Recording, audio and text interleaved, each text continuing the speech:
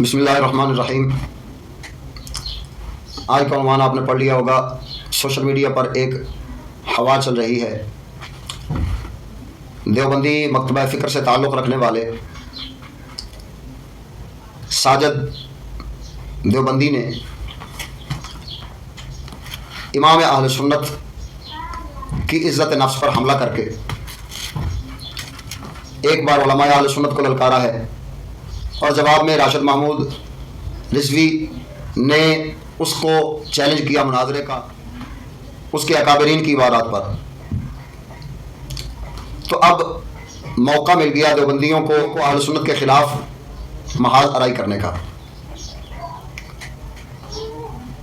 تو اس لیے بندہ ناچیز چند معروضے پیش کرنا چاہتا ہے کہ جس سے اہل سنت کے عقیدے کا دفاع کرنے والے حضرات بھی ناچیز کی اس بات پر متوجہ ہو جائیں، اور دیابنا کے جو سرغنے ہیں ان کو بھی بات کی سمجھ آ جائے کہ مناظرہ وہ کسی کی ذات کے لیے نہیں ہو رہا۔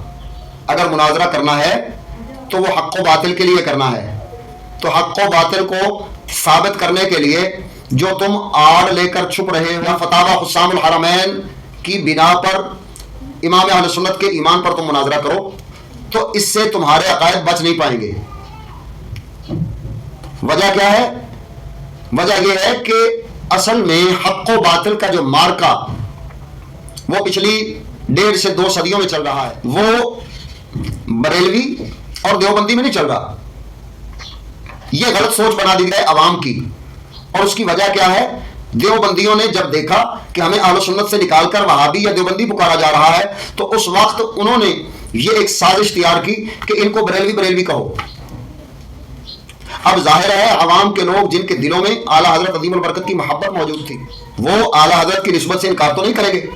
ہر کوئی کہے گا کہ میری نسبت اعلیٰ حضرت سے ہے، تو اعلیٰ حضرت کا شہر بریلی، تو اس نسبت سے کسی نے بھی انکار نہیں کیا کہ ہمیں بریلوی کہا جائے تو ہمیں برا لگتا ہے نہ، بلکہ ہر کوئی کہتا ہے مجھے بریلوی کہا جائے تو مجھے اچھا لگتا ہے۔ لیکن اس کے پیچھے ان کا ایک ناپاک منصوبہ تھا۔ وہ کیا؟ کہ جب تم ان کو بریلوی کہو گے تو عام عوام جن کو مسئلے کی سمجھ نہیں ہے، وہ ان کو بھی اس نظر سے دیکھنا شروع ہو جائیں گے جس نظر سے وہ دیابنا کو دیکھ رہے ہیں، وہابیہ کو دیکھ رہے ہیں کہ یہ ایک فرقہ ہے۔ ایسے ہی اہل سنت کو بھی ایک فرقے کے طور پر پیش کرو۔ جب بڑے سے یہ چھوٹے ہو جائیں گے تو پھر چھوٹوں پر حملہ کر دو۔ اب سب سے پہلی غلطی یہ ہے کہ ہم نے خود کو بریلوی تسلیم کرنے کے ساتھ یہ نہیں بتایا کہ بریلوی صرف ہماری نسبت ہے، ہم سنی ہیں۔ ہر موقع پر یہ بتانا ضروری تھا تاکہ ان کو یہ موقع نہ ملے کہ وہ اپنے آپ کو اہل سنت کہہ سکیں، کیونکہ یہ اہل سنت سے خارج ہو چکے ہیں نا۔ جیسے اللہ تبارک و تعالیٰ جل شانہ ارشاد فرماتا ہے وَاعْتَصِمُوا بِحَبْلِ اللَّهِ جَمِيعًا وَلَا تَفَرَّقُوا۔ اب اس آیت مبارکہ کی تفسیر کے تحت مفسرین کرام مثال دیتے ہیں کہ جیسے میں آپ کو کہتا ہوں کہ سارے یہ ایک رسی ہے، اس کو مضبوطی سے پکڑ لو اور پکڑ کے کھڑے ہو جاؤ۔ اب جتنے لوگوں نے اس رسی کو پکڑا سارے کھڑے ہو گئے، تو یہ کیا ہوگی؟ جماعت۔ اب جس نے اس رسی کو چھوڑ دیا وہ تفریق کرنے والا ہے، وہ فرقہ ہے۔ اب رسی کو چھوڑنے والے یہ تھے دیابنا وہابیہ، فرقہ بنانے والے یہ تھے۔ ہم کیا تھے؟ ہم اہل سنت تھے، اور الحمدللہ تعالیٰ آج بھی اہل سنت ہیں۔ دیکھیں اعلیٰ حضرت بریلوی رضی اللہ تعالیٰ عنہ آپ بہت بعد میں پیدا ہوئے ہیں۔ یہ مسائل اور یہ اختلاف اور یہ اہل سنت اور وہابیہ کا جھگڑا یہ اعلیٰ حضرت عظیم البرکت حسام الحرمین سے تقریباً 100 سال پہلے مولوی اسماعیل دہلوی نے کتاب لکھی تھی تقویۃ الایمان۔ اب وہ کتاب تقویۃ الایمان جس میں اس نے انبیاء اور ملائکہ علیہم السلام ان کی ذات و عصمت پر حملہ کیا تھا توحید کی آڑ میں۔ یہ اس وقت کی بات ہے جب پہلی مرتبہ ابن عبد الوہاب نجدی اور ابن سعود نے اتحاد کیا، اور اتحاد کر کے ترکوں سے حجاز مقدس کو چھینا، اور چھین کر پہلی بار جنت البقیع میں جتنے روضے مبارک تھے، جتنی قبور اطہار تھیں، ان سب پر حملہ آور ہوئے اور انہیں گرانے کی سازش اور کوشش کی۔ وہ والا عرصہ تھا کون سا؟ جب मौलवी इस्माइल देलवी ने इब्ने अब्दुल वहाब नजदी से मुतासिर होकर यह किताब तक़वियतुल ईमान लिखी थी, वरना इसके बयान करदा अकीदे तो इसके दादाजी हजरत शाह वलीउल्लाह मुहद्दिस देलवी रहमहुल्लाह आपके अकीदों से ही मुतसादिम हो गए थे। लिहाजा उस वक्त जब इस्माइल देलवी ने यह हमला किया, वो बंदे थे जो वहाबिया को फैलाने वाले हिंदुस्तान में और वहाबिया के कदम जमाने वाले हिंदुस्तान में। यही वजह है कि वो पहले हनफी था, बाद में गैर मुक़ल्लिद वहाबी हो गया। अब उससे ये अकायद वहाबिया हिंदुस्तान में फैलना शुरू हुए और तकरीबन 60, 65, 70 साल वो अपने अकायद को फैलाते रहे। इसका बीज छोड़ के चला गया। वो बीज फलते फूलते कोई 70-75 साल के अरसे में इस कदर फैल गया कि दारुल उलूम देवबंद के जो मौली तबका था उन पर यह हावी हो गया। हत्ता कि आला हज़रत अज़ीमुल बरकत के वालिद गिरामी मौलाना नकी अली खान रहमहुल्लाह, आपने उस वक्त एक किताब लिखी जिसका नाम था उसूलुर रशाद लिक़मअ मबानिल फसाद। यह आला हज़रत के वालिद गिरामी ने किताब लिखी। इसमें इस्माइल देहलवी के उन चंद जो गुस्ताखाना अकीदे थे उनका आपने रद्द किया। यह सिलसिला इसी तरह से चल रहा था। लेकिन याद रखें कि दिफाए अहले सुन्नत सिर्फ इमाम अहमद रज़ा ने नहीं किया। वहाबिया से दिफा वो ताजदार गोल्डा ने भी किया। ताजदार गोल्डा तो बरेलवी नहीं है। इसी तरह से और बहुत सारे उलमाए किराम वो जो उस दौर में मौजूद थे उन्होंने दिफा किया। लेकिन यह बात ध्यान में रखें कि देवबंदी कब इस फसाद का हिस्सा बने। अकायद और नजरियात उन तक इस्माइल देलवी के पहुंच चुके थे। वहाबिया इनके करीब हो चुके थे और इनको अकायद के तौर पर अपने करीब कर चुके थे देवबंद के उलमा को। लेकिन यह जाहिर कब हुआ, जरा यह बात सुनने वाली है। वहाबिया से सवाल पूछा गया मिलाद शरीफ के मुतालिक और कुलखानी वगैरह इस तरह की रसूमात के मुतालिक जो मैयत के मुतालिक रसूमात हैं। तो वहाबिया ने एक फतवा लिखा और उस फतवे पर साथ में तस्दीक करवा ली 3 वहाबी मौलवियों ने की और फिर 4 देवबंदी मौलवियों से करवा ली उन्होंने तस्दीक। वो कौन कौन से थे जरा तवज्जो फरमाइएगा। मौलवी हफीजुल्लाह वहाबी, मौलवी शरीफ वहाबी और मौलवी इलाही बख्श वहाबी। ये 3 वहाबियों के मौलवी थे गैर मुक़ल्लिदीन के। और ताईद और दस्तखत उन्होंने देवबंदो गंगो और सहारनपुर से करवाई। वो कौन कौन से थे? मौलवी मोहम्मद यकूब सदर मुदरस देवबंद, मौलवी महमूद हसन यह भी मुदरस देवबंद था, मौलवी अब्दुल खालिक यह भी देवबंद था और रशीद गंगोही यह भी बुनियादी तौर पर तो देवबंदी था। तो इन 4 लोगों से उन्होंने तस्दीक करवाई और तस्दीक करवा के मिलाद शरीफ की हुर्मत पर उन्होंने फतवा शाये कर दिया। लेकिन उन्होंने बहाना बनाया मिलाद शरीफ के मुताल्लिक उन चंद रसूमात को जो रसूमात बाज हराम हैं और बाज वो जायज़ की सूरत में आती हैं, लेकिन उससे भी उलमा रोकते हैं। ये वाले मसाइल को बुनियाद बना के इन वहाबियों ने फतवा दिया।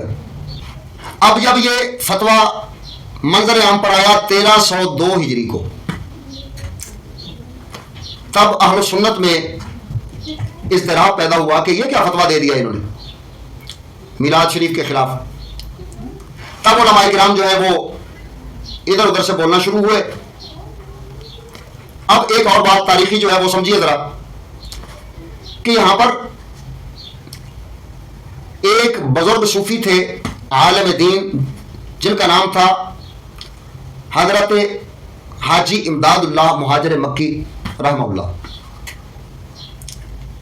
ये उस वक्त के सूफी बुजुर्ग थे और इंतहाई पाया के आलिम थे। ये रशीद गंगोही, कासिम ननोतवी और मौलवी थानवी वगैरह ये सारे के सारे हाजी इमदादुल्लाह मुहाजिर मक्की के मुरीदीन में से हैं। लेकिन सिर्फ यही मुरीद नहीं है, एक तबका मुरीदीन का वो है जो उनके साथ अपने आखिरी दम तक वफादार रहा, क्योंकि हाजी इमदादुल्लाह मुहाजिर मक्की वो सुन्नी थे, सहीहुल अकीदा थे। तो उनके मुरीदीन में से जो उनके खलीफा हुए हाजी इमदादुल्लाह मुहाजिर मक्की, वो हिजरत फरमा के मक्का शरीफ तशरीफ लेकर चले गए थे یہ 1370 سے 80 کے درمیان کے عرصے میں. تو آپ جاتے ہوئے اپنا نائب اور اپنا خلیفہ بنا کر گئے تھے. مولانا عبد السمیع بے دل رام پوری رحمہ اللہ کو اپنا خلیفہ مقرر کر کے گئے تھے, اپنا جانشین بنا کے گئے تھے طریقت میں. اگرچہ رشید گنگوہی وغیرہ نے بھی اجازت لے لی ہوئی تھی اور حاجی امداد اللہ مہاجر مکی نے اجازت ان کو بھی جاتے ہوئے دے دی کہ ٹھیک ہے تمہیں بھی اجازت ہے مرید وغیرہ کرتے رہو.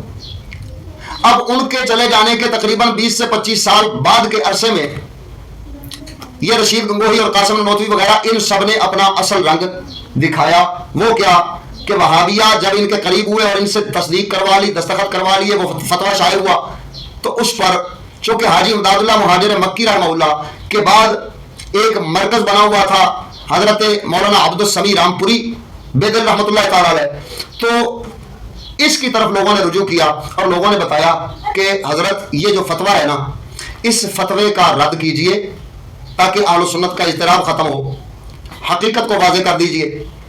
اب مولانا عبد السمیع رام پوری انہوں نے ایک فتویٰ لکھا انوار ساتعہ کے نام پر.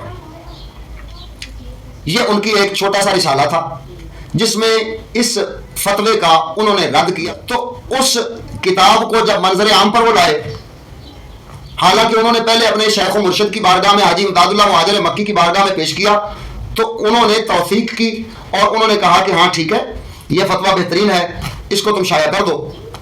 لیکن انہوں نے ساتھ میں یہ بھی فرمایا کہ اس میں سے یہ عبارت کے الفاظ جو ہیں, یعنی جو تم نے سخت الفاظ استعمال کیے ہیں مولوی رشید گنگوہی کے خلاف اور الوہابیہ کے خلاف, ان الفاظ کو نکال دو.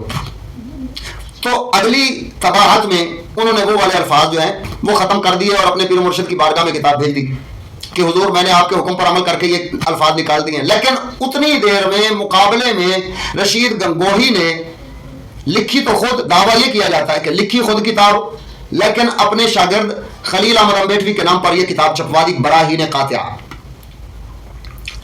اب وہ براہین قاطعہ انہوں نے جو کتاب لکھی اس میں جو مغلظات, جو گالی گلوچ, کہ تو نامرد ہے, تو فلاں فلاں, اس طرح کے الفاظ انہوں نے اس براہین قاطعہ میں استعمال کیے. اب جب یہ الفاظ استعمال کر کے انہوں نے اور اوپر سے کرنا تھا دفاع اپنے ان فتاوی جات کا, لیکن کر کیا بیٹھے, الٹا مزید گستاخیاں کر دی, مزید انبیاء کرام علیہ السلام کی شان کے خلاف بک دیا, اللہ تعالیٰ جل شانہ کے لیے امکان کذب یہ ثابت کرنے کی کوشش کی. تو اس طرح سے یہ خلیل احمد امبیٹوی کے نام پر چھپی ہوئی براہین قاطعہ, اس پر رشید گنگوہی نے اپنی تقریر لکھ دی اور یہ کہہ دیا کہ یہ کتاب بالکل ٹھیک اور بہترین ہے اور یہی جواب ہے ان کا. اب جب یہ جواب دے دیا, یہ کتاب شائع ہوئی, عام ہوئی, اب پھر سے مہاجر مکی رحمہ اللہ ان کے پاس یہ شکایت پہنچی کہ حضور یہ دیکھ لیں.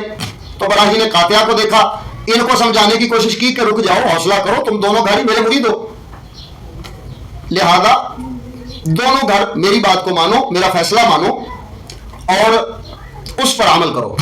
اب وہ فیصلہ کیا تھا, وہ چند صفحات پر حاجی امداد اللہ مہاجر مکی نے فیصلہ ہفت مسئلہ لکھ کر آپ نے ہندوستان بھیج دیا اور فرمایا کہ اس کو لوگوں میں عام کرو اور اس کے ذریعے سے تم اپنے فتنے کو ختم کرو اور تم بھی اپنی عبارت میں سے وہ والے الفاظ نکال دو جو تم نے گالی گلوچ والے وغیرہ وغیرہ کیے تھے, لہذا ان الفاظ کو نکالو اور آپس میں سلو کرو اور عقیدہ جو ہے اس پر اکٹھے ہو جاؤ.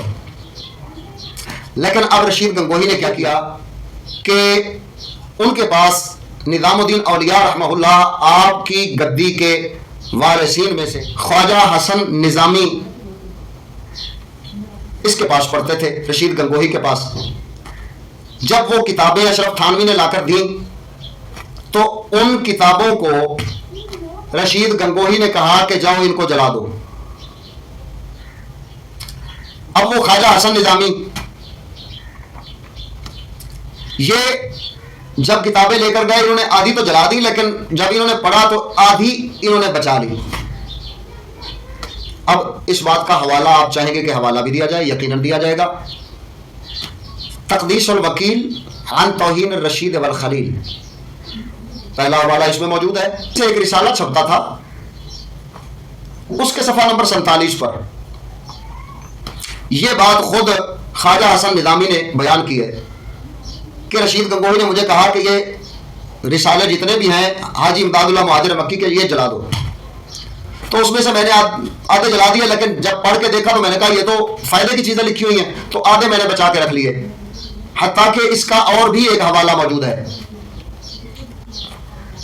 یہ خواجہ حسن نظامی کہتے ہیں کہ جب یہ بات اشرف تھانوی نے مجھ سے پوچھی، لوگوں تک پہنچانے کے لیے رسالے دیے تھے، ان کا کیا کیا؟ تو یہ خواجہ حسن نظامی جواب دینے لگے کہ ہاں وہ آدھے تو میں نے استاد کے حکم پر جلا دیے تھے، یہ رشید گنگوہی کا شاگرد تھا نا خواجہ حسن نظامی، تو کہنے لگا استاد کے حکم پر میں نے وہ آدھے تو جلا دیے، لیکن آدھے میں نے پڑھ کے دیکھا تو مجھے اچھے لگے اور میں نے بچا لیا۔ اور خواجہ حسن نظامی کہتے ہیں کہ اشرف تھانوی اس وقت اتنا خوش ہوئے کہ آم کھا رہے تھے تو 2 آم اٹھا کے مجھے دے دیے تحفے کے طور پر کہ تم نے وہ رسالے بچا لیے ہیں، کیونکہ پہلے اشرف تھانوی اپنے مرشد کے ساتھ وفادار تھے، لیکن بعد میں وہ بھی رشید گنگوہی کے نقش قدم پر چلتے چلتے اپنا سب کچھ برباد کر بیٹھے۔ اب بات کو واپس لوٹاتے ہیں۔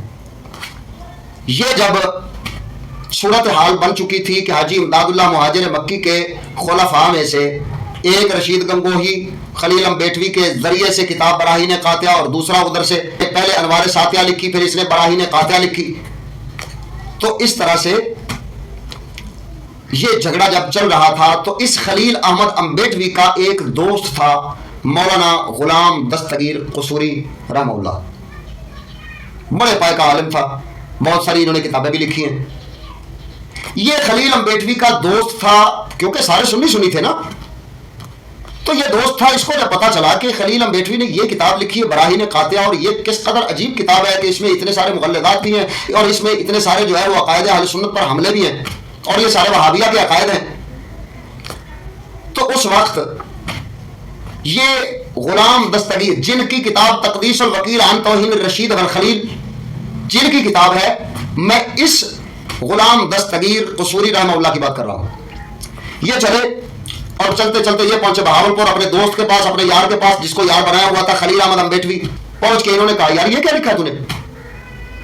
تو آگے سے وہ نہ مانا، کافی بحث مباحثہ چلتا رہا، لیکن یہ نہ مانا۔ آخر کار غلام دستگیر قصوری انہوں نے دوست احباب کے ذریعے سے اس وقت ریاست بہاولپور کے والی اور حاکم کی طرف اپنی بات کو پہنچایا کہ یہ خلیل امبیٹوی اس طرح کے عقائد و نظریات رکھ رہا ہے اور اس نے یہ کتاب لکھی ہے اور اس کتاب میں گستاخیاں موجود ہیں، لہذا یہ توہینیں کرنے والا ہے، اس کو کہو کہ اپنی توہینوں سے یا تو باز آ جائے یا پھر یہ میرے ساتھ مناظرہ کر لے۔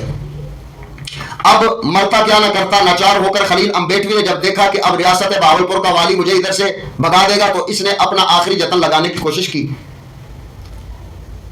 اس نے کہا کہ میں مناظرے کے لیے تیار ہوں۔ اب مناظرے کے لیے جب تیار ہوا تو اس وقت رمضان المبارک چل رہا تھا۔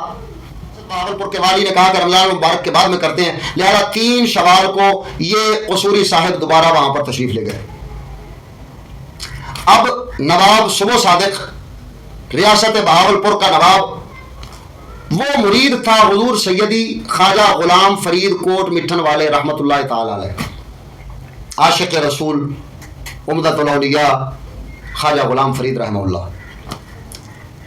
اس نے کہا بھائی ثالث اور حکم کے طور پر میں اپنے مرشد کو بلاؤں گا۔ اب حکم کے طور پر حضور سیدی خواجہ غلام فرید رحمہ اللہ آپ تشریف لے کر آ گئے، تو یہ 1306 ہجری شوال المکرم میں یہ مناظرہ ہوا، اور خواجہ غلام فرید اس کے ثالث تھے، حکم تھے۔ یہ مناظرہ چلتا رہا حتیٰ کہ ہر بات پہ خلیل امبیٹوی لاجواب ہو گیا، اس کو کوئی بات نہ آئی، وہ کوئی جواب نہ دے سکا۔ امکان کذب سے لے کر جتنی بھی براہین قاطعہ کی عبارتیں تھی کفریہ اور گستاخانہ اور توہین والی، ان ساری باتوں پر باری باری مناظرہ کرتے رہے، حتیٰ کہ آخر میں جب خلیل امبیٹوی لاجواب ہو گیا اور بھاگنے لگا، تو اس وقت یہ غلام دستگیر قصوری رحمہ اللہ انہوں نے عرض کی حکم اور فیصلہ کرنے والے سے فیصل سے کہ حضور خواجہ صاحب مہربانی فرمائیں، اب آپ فیصلہ سنائیں۔ نواب صبح صادق کی موجودگی میں حضرت خواجہ غلام فرید رحمہ اللہ نے یہ فیصلہ سنایا کہ اس کو ہم خارج از اہل سنت سمجھتے ہیں، یہ وہابیوں والا عقیدہ رکھنے والا ایک وہابی ہے۔ آپ نے اس وقت نواب صبح صادق سے فرمایا کہ اس کو اس علاقے سے نکال دیں، یہ فتنہ ختم نہیں ہوگا، اس کو یہاں سے نکال دیں۔ تو نواب سے وہ صادق نے نکال دیا۔ یہ وہ پہلا مناظرہ تھا جو دیوبندیوں اور سنیوں کے مابین ہوا، اور اہل سنت کو الحمدللہ تعالی فتح مبین حاصل ہوئی، اور سب عوام اہل سنت میں یہ لہر دوڑ گئی کہ یہ وہابی ہیں، بد عقیدہ ہیں، اور ان کو اس علاقے سے نکال دینا چاہیے۔ حضرت مولانا عبد الرحمن غلام دستگیر قصوری رحمہ اللہ، انہوں نے ایک کتاب لکھی اس مناظرے کے احوال پر، اور عرب عجم کے علماء سے تصدیقات کروائیں۔ اس وقت حاجی امداد اللہ مہاجر مکی وہ مکے شریف میں موجود تھے، ان کے علاوہ بھی بہت سارے علماء عرب مکے اور مدینے والے موجود تھے، ان سب نے تصدیقات کی۔ اس تقدیس الوکیل عن توہین الرشید والخلیل کتاب کی ان سب نے تصدیق کی۔ وہ کتاب کیا تھی؟ اس میں مناظرے کے ساری داستان لکھی تھی کہ اس نے مجھے کیا جواب دیا، میں نے اسے کیا سوال کیا، اور میں نے کیا دلیل دی، اس نے کیا دلیل دی۔ یہ پوری ایک کتاب ہے، ایک کتاب چاہے پورا اس مناظرے پر۔ تو اس پر تصدیقات لکھتے ہوئے جو علماء عرب تھے انہوں نے رشید گنگوہی کے حالات کو بھی ذکر کیا اور اس کی ان بدعقیدگیوں کا ذکر کیا۔ لہذا مولوی ساجد دیوبندی، یہ تیرے اعلیٰ حضرت کے ذات پر مناظرہ کرنے سے تیرے اکابرین والا گند نہیں دھلنے والا۔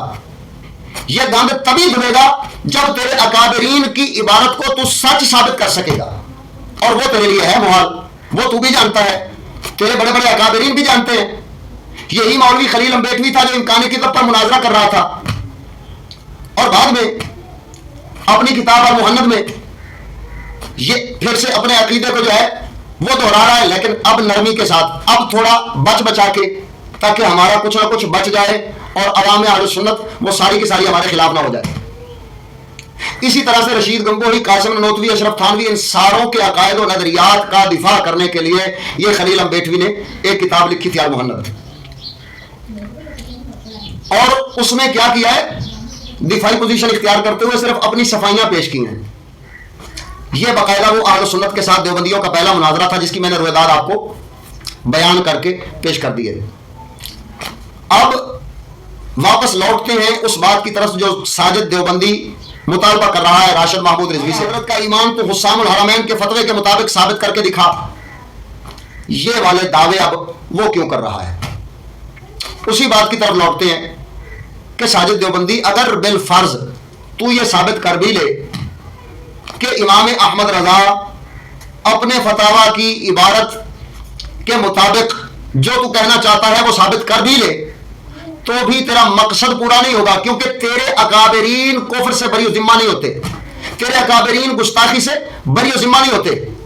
وہ بری ذمہ تبھی ہوں گے جب تمہاری یہ کفریہ عبارات پر تم مناظرہ کر کے مناظرہ جیت جاؤ اور ان کفریہ عبارات کو صحیح ثابت کرو۔ اور وہ تم بھی جانتے ہو کہ خلیل امبیٹوی جب پہلے مناظرے میں ثابت نہیں کر سکا، اسی طرح پھر بعد میں کئی سارے مولانا سردار احمد صاحب نے، محدث پاکستان نے بڑے مناظرے کیے، ان کے مناظرے مولانا حشمت علی خان شیر بے شاہ اہل سنت انہوں نے مناظرے کیے۔ تو یہ سارے کے سارے جتنے بھی مناظرے تھے ان ایک بھی مناظرے میں تمہارے دیوبندی جیت نہیں سکے اور اپنے اکابرین کی عبارت کا دفاع نہیں کر پائے۔ یہ بات تم بھی جانتے ہو کہ تم ان کا دفاع نہیں کر سکتے۔ اگر تم دفاع کر سکتے ہوتے تو تم نے کہنا تھا ٹھیک ہے آ جاؤ میرے ساتھ مناظرہ کر لو، اور اگر بالفرض تو اعلیٰ حضرت کی تکفیر کر بھی لے گا تو بھی یہ کتاب تقدیس الوکیل عن توہین الرشید والخلیل یہ تمہارے گلے کا پھندا بن جائے گی۔ پھر ابھی تو تم حسام الحرمین سے جان چھڑوانے کی بات کر رہے ہو، لیکن جب یہ تقدیس الوکیل پر ہم جائیں گے تو تمہاری گردن پھر بھی پھنسی کی پھنسی رہ جائے گی۔ کیوں؟